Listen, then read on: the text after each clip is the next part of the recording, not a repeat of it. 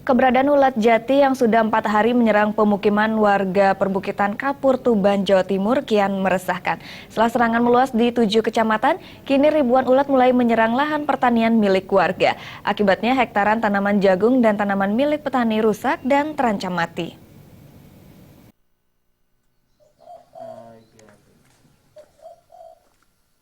Hama ulat jati yang sebelumnya menyerbu pemukiman warga di 7 kecamatan, kini mulai menyerang lahan pertanian.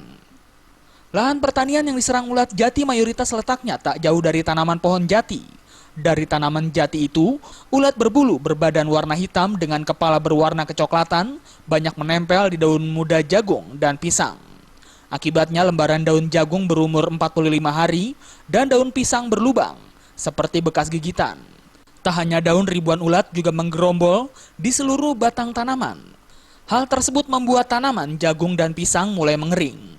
Petani khawatir jika kondisi ini berlarut-larut, tanaman pangan milik mereka akan mati dan akan menyebabkan gagal panen.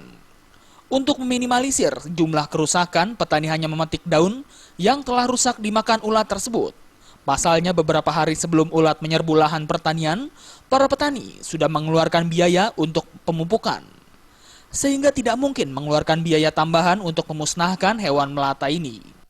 Semula masuk ke rumah-rumah, terus sekarang ini masuk ke lahan tanaman jagung. Terus dampaknya sendiri bagi tanaman gimana, Mas?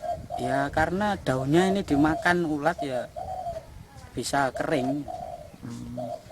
Terus harapannya petani sendiri gimana? Ya, selain melakukan penyemprotan nanti ya dari pemerintah mudah-mudahan ada penanggulangan tersendiri. Sementara itu hingga kini warga masih terus disibukkan dengan aktivitas bersih-bersih rumah dari serangan ribuan ulat pohon jati. Keberadaan ulat pohon jati ini sebenarnya fenomena rutin di awal musim hujan. Namun populasinya yang meningkat hingga menyerbu pemukiman penduduk hingga lahan pertanian baru kali ini terjadi. Dari Tuban, Jawa Timur, Sumali Malwapati melaporkan.